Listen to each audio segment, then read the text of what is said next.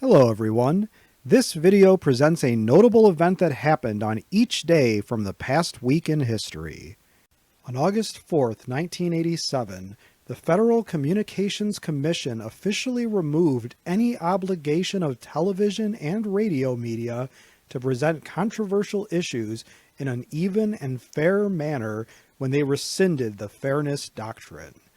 Much has been made of the blatant cheerleading by mass media for one side or the other in recent years, making so-called news programs more partisan than just information. Calling the media biased and fake news has become an allegation by all sides of every issue anytime the media does not agree with a point of view. The Fairness Doctrine originated with the Federal Communications Commission back in 1949, especially important in light of the existence of only 3 major TV networks and the incredible influence they would have on the public. The doctrine remained fairly popular and was upheld by the Supreme Court in 1969. On August 5th, 1957, the iconic pop music show American Bandstand made its debut, starting a 37-season run of 3,002 episodes and making host Dick Clark a national icon. Despite its impressive record, Bandstand is far from the longest-running TV show, and here we list some of the shows that beat Bandstand. Meet the Press, a Sunday morning talk show since November of 1947, over 3,600 episodes. CBS Evening News daily newscast since May of 1948, well over 16,000 episodes. Music and the Spoken Word, a religious LDS show since October of 1949, 4,800 plus episodes. The Archers, British soap opera since January of 1951, almost 20,000 episodes. What is the greatest TV show of all time?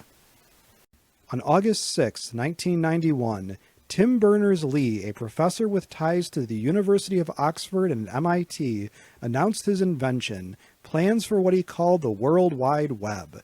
The head of a committee that seeks to ever increase the utility and efficacy of the Internet, Berners-Lee is the director of the World Wide Web Consortium.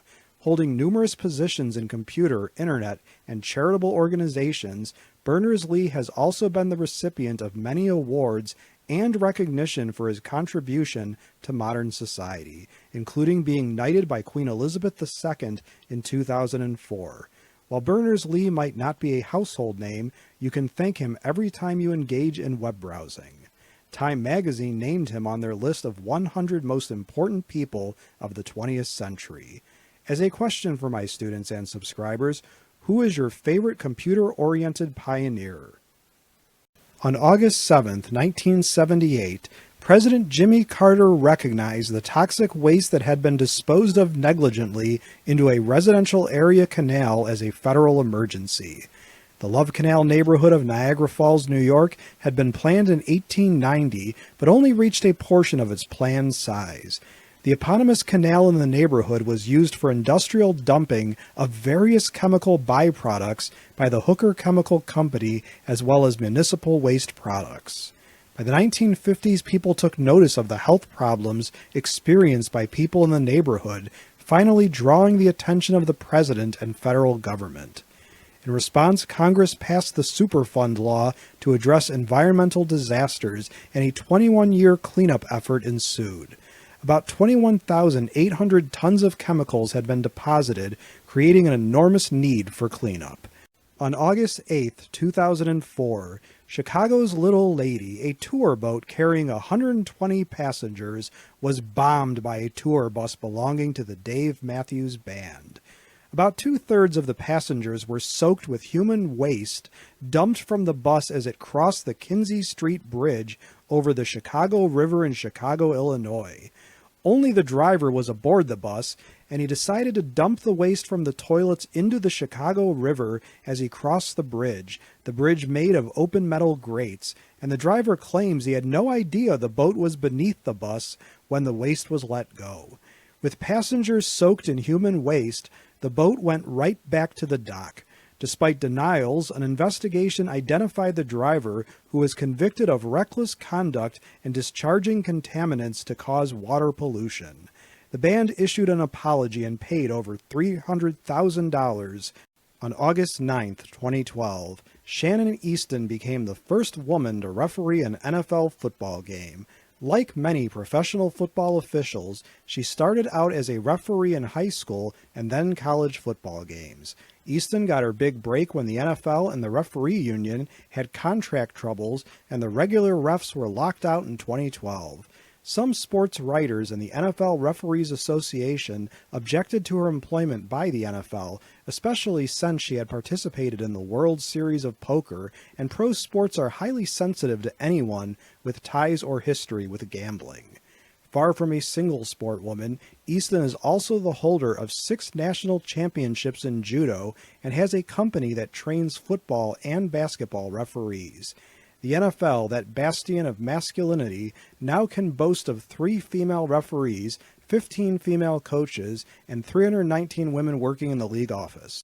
On August 10, 1961, the U.S. began Operation Ranch Hand, a 10-year program of using chemical herbicides against the flora of Vietnam and surrounding countries to both deprive the Viet Cong of food crops and of foliage for cover.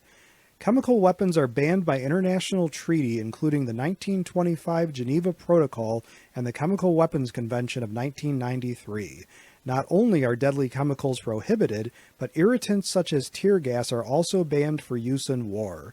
Herbicides escaped mention in previous prohibitions against deadly chemicals used in war, but in 1978, the Environmental Modification Convention closed that loophole and banned any attempt to change the composition or structure of the Earth's biota. Over the decade of Operation Ranch Hand, C-123 aircraft sprayed about 19 million gallons of herbicides. As a question for my students and subscribers, which event from this past week in history would you most like to learn more about? Please let me know in the comment section below this video. If you liked this video and would like to receive notification of new videos, please feel welcome to subscribe to History and Headlines and become one of our patrons. Your viewership is much appreciated. For image, audio, and other credits and attributions for components of the individual videos in this compilation, please see the descriptions of their respective videos, which are linked to in this video's description.